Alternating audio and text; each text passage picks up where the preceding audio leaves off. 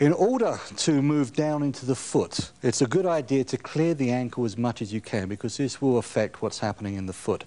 But we can move down now and look at biomechanical assessment of the foot. I think the easiest way to do this is to stand on the opposite side of the foot to the way that you will treat.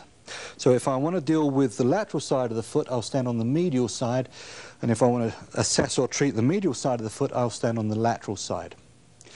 Now we'll be looking at mobility testing all of the intertarsal joints. And it's obvious that for the foot, where these bones are extremely close together, it will be necessary for you to know your surface anatomy. However, if we take that as a given, let's look at assessing the medial aspect of the foot. And the first joint we'll assess here will be the talonavicular joint. So I will stabilize the talus by gripping the medial tubercle and the neck of the talus, and then I'll get a grasp on the superior and inferior aspects of the navicular. And with the foot just lying in its rest position, I shall glide the navicular dorsally and then plantarly. And I will allow the conjunct rotation that occurs with these glides to occur. So as I glide it dorsally, it will tend to invert the navicular. As I glide it plantarly, it will tend to evert. I can also, in this joint, where there's a wide range of abduction, test that movement simply by swinging the bone from side to side on the talus. I'll then move down, stabilize the navicular, and then I'll grasp the three cuneiforms together and glide these plantarly and dorsally also. And again, we'll find that we've got the same conjunct rotation.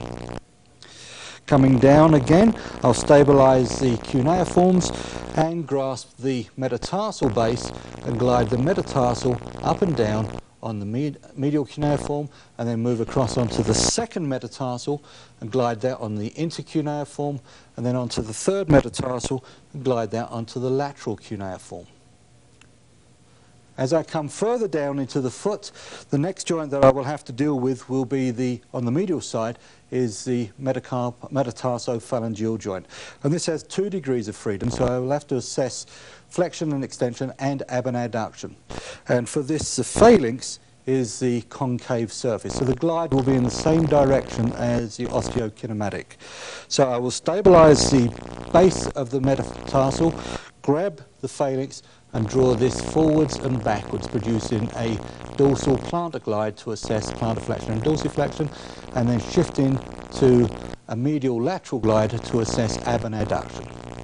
And this will be repeated on the metatarsophalangeal joints of all of the other rays. For the interphalangeal joint, which are modified sellar joints, I need only test plantar glide and dorsigliding.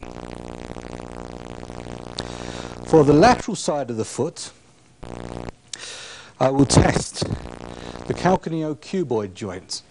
Come around, stabilize the calcaneus like so, grasp the cuboid above and below, so I'm on its dorsal and plantar aspects, and then I'll glide this plantarly and dorsally, and again allow the conjunct rotation to occur, which is the opposite from the medial side of the foot. So as I glide it dorsally, it will evert. As I glide it plantarly, it will invert. I will then stabilize the cuboid, come onto the metatarsal base, and move the metatarsal on the cuboid. This is the 5th metatarsal, and then the 4th metatarsal on the cuboid. And then move down and repeat the same testing we did on the medial side for the metatarsophalangeal and for the interphalangeal. This will then leave us the joints that are aligned between the sides of the foot. The talocalcaneal joint, the cubonavicular joint, which is a syndesmosis, and the cuneiform joint. And we can also test the joints between the bases of the metatarsals. So looking at the talocalcaneal, or the subtalar joint first, this has 1 degree of freedom, inversion and eversion. And we can test the physiological movement here by stabilizing the cruis and swinging the whole bone into inversion and eversion. And if we find that we have a dysfunction here, we can then test the arthrokinematic. we need to be able to differentiate the posterior joint from the anterior joint. Now, the posterior component of the joint, the calcaneus, is convex, while anteriorly it's concave. So if I want to test eversion at the posterior joint, then I will stabilize the crus, come onto the sustentaculum and glide the calcaneus laterally, which will produce inversion. So I'm now testing inversion with a lateral glide. To test eversion at the posterior joint, I'll just change the legs so you can see what's happening, just behind the lateral malleolus on the calcaneus, stabilize the crus again and glide this medially to test eversion. Like so. For the anterior component of the joint, where the calcaneus is concave, I will glide in the same direction as the movement, whereas before we glided in the opposite direction. So I'll come down just in front of the lateral malleolus onto the talus there, and you can take the cuboid with it, stabilize the crus again, and glide this medially to test inversion. And to test eversion, I'll just show you on this leg, I'll come anterior to the malleolus onto the talus, just below the talus onto the calcaneus here, and glide this laterally for eversion. In order to stress test and stability test these joints, for the intertarsal joints, we can look at testing the glides in the close packed position. So if we bring the foot up into a dorsiflex position and retest these joints, then we can test stability. For example, at the calcaneocuboid joint, I would bring the cuboid up into its dorsiflexed and everted position and then see if there was any amount of wiggle on the joint, on the bone. To test the navicular on the talus, I would also bring that up into a dorsiflex position, like so, but this time it will be inverted and just test to see if there's any wiggle there.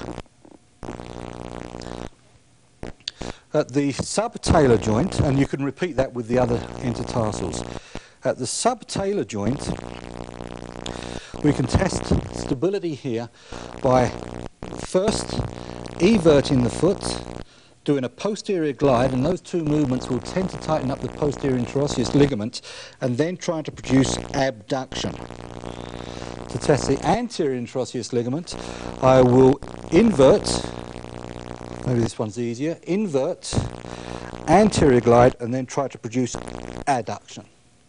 So we should be able to tell from this examination whether we're dealing with an instability or a hypomobility. Now let's look at the treatment for hypomobilities.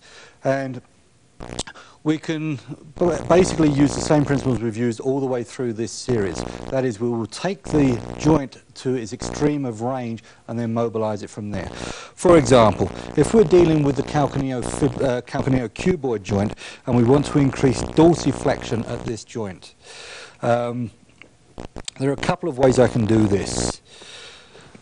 It is always better, though, if I push down rather than pull up. It's easier on me.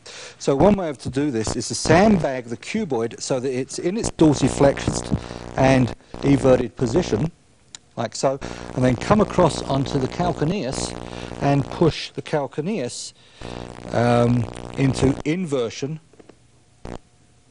and plantar flexion. To produce plantar flexion at this joint, this can be done much more directly. I will stabilize the calcaneus, take the cuboid, and then glide the cuboid into plantar flexion, like so. For the talonavicular joint, we can bring the foot, if we were going to produce dorsiflexion of the navicular on the talus, we will bring the navicular into its dorsiflex position again by bringing a sandbag underneath and then applying our pressure on the neck of the talus and pushing this plantally, which is relative dorsiflexion of the navicular. If I wanted to produce plantar flexion of the navicular, then I would simply shift this, bring it underneath the calcaneus and glide the navicular, plantarly here. So I can produce plantar flexion and dorsiflexion with the same downward pushing movement, which will help me,